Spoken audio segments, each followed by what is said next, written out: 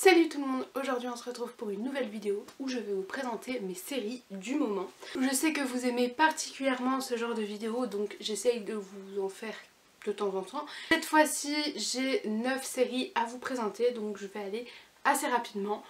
Premièrement, je suis désolée si je parle du nez, mais je commence à être malade. Je le sens à l'intérieur de moi-même et ça va pas. Je déteste être malade. Mais bon, vous ferez avec ma voix de canard. Et deuxièmement, je m'excuse si vous entendez des petits booms, des petits bruits. Ma voisine a décidé de faire un concert. Voilà, un concert d'assiettes, un concert de casseroles, tout. Tout claque contre le mur, c'est génial. Mais bon, je dois filmer cette vidéo, donc je la filme, peu importe les obstacles. On va commencer tout de suite avec la série L'Art du Rangement, qui est une série réalisée avec Marie Kondo, il me semble qu'elle s'appelle comme ça, qui est en quelques épisodes seulement et chaque épisode est différent puisque à chaque épisode elle va aller rencontrer une famille qui a besoin de conseils et de motivation pour ranger leur intérieur parce que tout est en bordel, tout est accumulé.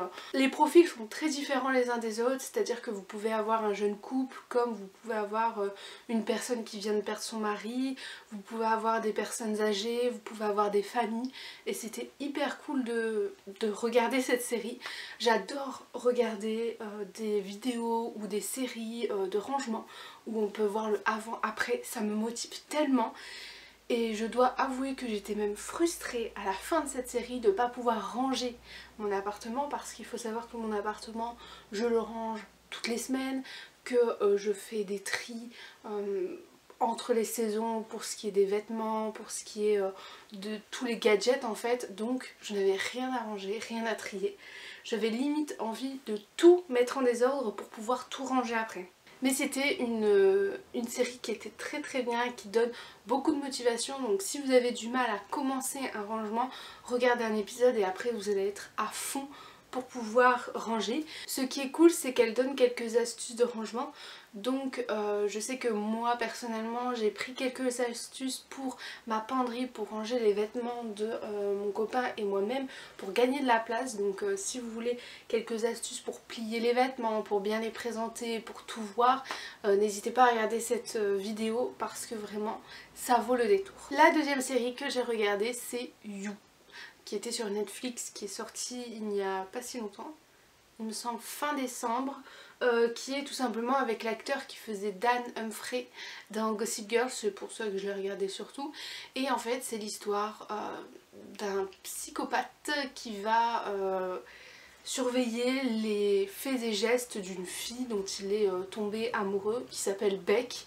Et donc voilà, ça va être une histoire très sordide, très glauque, où les deux personnages vont forcément se rencontrer, où il y aura voilà, des petits jeux et c'est particulier. Il faut savoir que moi j'ai commencé la série, j'ai pas trop accroché, j'ai pas trop été emballée et en fait les 3 derniers épisodes j'ai totalement accroché, je les ai fait d'une traite et là normalement il y a saison 2.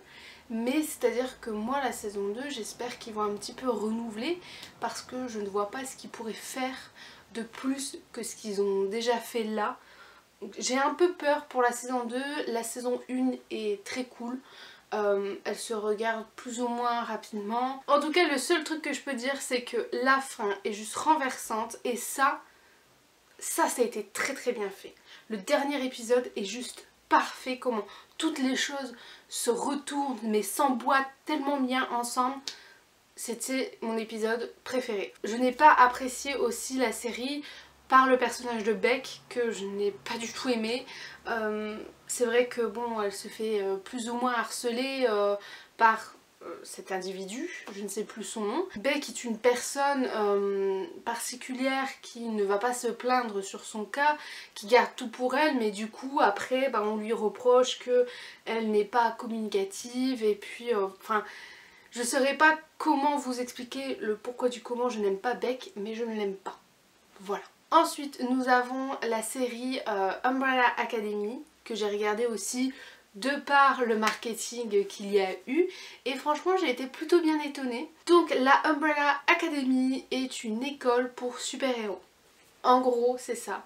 Ils sont tous nés le même jour il me semble, et en fait ils ont chacun un pouvoir différent. Par exemple il y en a une qui va pouvoir lire dans les pensées, l'autre va pouvoir se déplacer sans qu'on le voie, il y en a un autre qui a un monstre en lui, enfin voilà, il y a plusieurs types de pouvoirs et du coup chacun a son pouvoir à lui.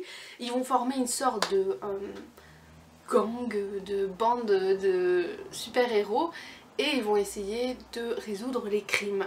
Le problème c'est que durant les années ils se sont éloignés et maintenant ils font tous quelque chose de différent et ils vont devoir se retrouver pour la mort de leur père qui est en fait celui qui les a élevés et qui a étudié leur pouvoir.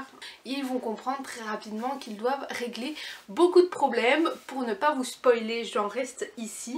Il y a certains personnages que j'ai beaucoup appréciés, il y en a d'autres pas du tout. Il y avait des personnages qui étaient très bien travaillés, c'est-à-dire au niveau de l'histoire, au niveau des souffrances qu'ils ont eues dans leur vie, au niveau de la solitude, etc. C'était vraiment bien construit. Par contre il y avait des incohérences je trouve dans certains personnages. Je me disais pourquoi lui il a une histoire très profonde et lui il en a pas. Donc en globalité j'ai vraiment bien aimé. La fin est juste très surprenante. Je l'ai vu arriver à 3 millions de kilomètres dès le premier épisode. De toute façon il y a une phrase qui m'a tiltée, je me suis dit ah il va se passer ça et j'avais raison.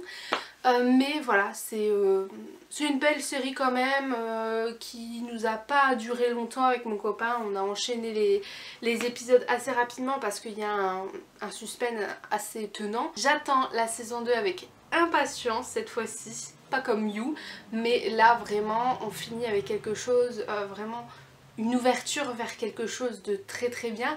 Donc j'espère grandement avoir une saison 2 qui envoie du lourd parce que j'attends que ça. La prochaine série que j'ai regardée et que je regarde toujours c'est Titan. Alors c'est une série également Netflix. Maintenant je regarde presque toutes mes séries sur Netflix puisque eh bien j'ai Netflix et c'est plus facile que de télécharger illégalement. Voilà, moi je suis plus Netflix. Je regarde cette série Titan surtout à cause ou grâce à mon copain qui voulait absolument la regarder. Alors il a commencé le premier épisode sans moi, j'ai rattrapé au deuxième épisode et je dois dire que je n'aime pas trop. Il y a beaucoup de blabla, quand c'est pas du blabla, il y a des combats. En fait il n'y a pas une réelle histoire qui pourrait tenir les spectateurs à chaque épisode. C'est-à-dire qu'à chaque épisode il n'y a pas des révélations de ouf ou... Voilà, c'est souvent beaucoup de blabla, de l'action et moi ce qui me manque c'est vraiment des révélations, des retournements de situation, des, je sais pas, des waouh, je vais être surprise et ça n'est pas le cas. Donc j'ai regardé un épisode, ça m'a saoulée et en fait mon copain quand il regarde les épisodes, j'écoute brièvement ce qui se passe, donc je suis à peu près l'histoire et c'est pour ça que je vous dis que moi ça ne m'intéresse même pas de continuer à regarder que ça. Voilà, c'est le type de série que j'aime pas trop, donc je peux comprendre que je n'aime pas et par contre je peux comprendre totalement que certains aiment parce que par exemple mon copain adore cette série et bon ça me dérange pas qu'il la regarde. J'ai également regardé la dernière saison de Unbreakable Kimmy Schmidt et bon comme d'habitude c'est une bonne série à regarder en fond. J'ai un petit peu plus suivi l'histoire cette fois-ci, elle m'a un petit peu plus accrochée que aux autres saisons et en plus je m'étais dit que c'était la dernière donc je voulais vraiment voir comment les personnages allaient évoluer. On finit la série avec une belle fin je trouve, tout le monde a un petit peu trouvé son bonheur où il pensait le trouver et c'est cool les séries qui ne finissent pas brutalement. Là ça c'est très bien fini, je trouve qu'ils ont réussi leur sortie. Par contre ce n'est pas une série que je compte revoir encore et encore, c'était cool de la voir une fois, c'était très marrant. C'était plus marrant quand c'était les voix américaines, les voix originales, que les voix françaises, je dois vous avouer. Donc petite astuce si vous voulez regarder Unbreakable Kimmy Schmidt, regardez-le en VO et pas en VF parce que ben La traduction en français des fois elle est bizarre et je préfère largement regarder en VO. Pareil avec la deuxième série de Netflix que j'ai commencé à peu près au même moment, c'est Les Demoiselles du téléphone, donc la saison 3. Encore une fois, je me répète peut-être à chaque vidéo dès que j'en parle, mais c'est vraiment une série espagnole à souhait. C'est-à-dire qu'il y a des retournements de situation, mais loufoques. Des fois tu te dis mais non, ils vont quand même pas faire ça. Et bien s'ils le font. Toute situation est passée, c'est des situations improbables que tu ne verrais dans aucune autre série qu'une série espagnole à drama 3 millions de pourcents. Mais je dois vous avouer que cette troisième saison m'a quand même tenu un petit peu plus en haleine que les deux premières. Cette fois-ci il y a une cause qui est mise en avant que je trouve très très belle, c'est le féminisme, parce qu'avec le personnage de Charlotte, elle va en fait essayer de prendre voix pour les femmes à la radio. On va voir également les problèmes qu'elle a par rapport à cette position, les implications qu'il peut y avoir, les limites également, et c'était très très cool de voir cette série avec ce petit côté féministe qui n'était pas vraiment exploité je trouve dans les deux premières saisons. J'espère que dans la quatrième saison ça sera encore plus poussé. En tout cas j'ai mieux aimé cette saison que les deux dernières, même si ça ne reste pas un coup de cœur, ça reste une série que je regarde en même temps que je fais quelque chose d'autre, que je travaille, que je lis. C'est vraiment j'écoute et puis dès que ça m'intéresse je tourne la tête, mais sinon c'est tout. J'ai commencé mon premier animé. Et oui, je me lance dans les animés. J'ai regardé One Piece. Donc j'ai pris le pire animé. Oui, je sais, il y a quand même 300 épisodes il me semble. Mais j'ai déjà fini la saison 1 et la saison 2. Je pense qu'avec mon copain on est dans la saison 3. Je ne saurais pas vous situer précisément. Mais en tout cas, eh bien, c'est une belle découverte. Je m'attendais pas du tout à ça, je ne connaissais pas du tout One Piece. J'avais les quelques premiers mangas que je n'avais jamais lus. Mon copain avait déjà lu une dizaine de tomes, mais moi jamais. Donc là on s'est un peu lancé et c'est en mi-molle, c'est un animé donc c'est complètement différent de tout ce que je vous ai présenté, donc je peux pas du tout le comparer. C'est voilà, c'est un dessin animé où vous mettez ça vraiment quand vous voulez vous relaxer. C'est vrai que nous, après une grosse journée de cours, eh bien on a envie de penser à rien. On mange en mettant One Piece et puis ça nous détend, on sait qu'on va passer un bon moment. Donc je pense que j'ai pas besoin de rappeler en détail l'histoire. C'est Luffy qui veut devenir le roi des pirates et du coup il va partir à la recherche d'un équipage, d'un bateau et du One Piece. En tout cas durant les deux premières saisons on a plein de méchants qui interviennent et je dois avouer que c'est toujours un peu la même chose, c'est à dire que le méchant arrive, on essaye de le combattre, on n'y arrive pas, on y arrive pas et à la fin on y arrive. Par contre si vous avez des animés intéressants à me conseiller qui ne sont pas très très longs, n'hésitez pas en commentaire parce que j'aimerais aussi découvrir un petit peu plus ça. On m'en a conseillé un, Hunter x Hunter, je sais pas du tout comment on le prononce, mais on m'a dit que c'était hyper bien donc je vais le commencer. Mais si vous avez d'autres recommandations, n'hésitez pas à les dire en commentaire. Il me reste deux séries qui ne sont cette fois-ci pas sur Netflix. Tout d'abord on a la nouvelle série de Pretty Little Liars, donc ce perfectionniste. J'ai regardé les deux premiers épisodes et je dois vous avouer que j'aime bien.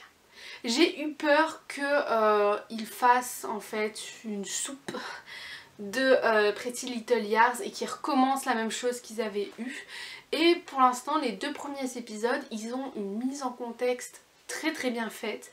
On n'est plus du tout dans le même contexte. Là on est quand même dans une école où il y a beaucoup de pression, où tout le monde tuerait pour avoir sa place. Et il s'avère qu'il y a une personne qui décède et bah voilà, on va suivre un peu les amis, les faux amis qui étaient autour de cette personne. Bien évidemment ça rappelle fortement Allison et ses amis, mais cette fois-ci eh bien Allison est professeure et nous avons aussi Mona qui est je ne sais plus quoi, elle travaille en tout cas dans l'université.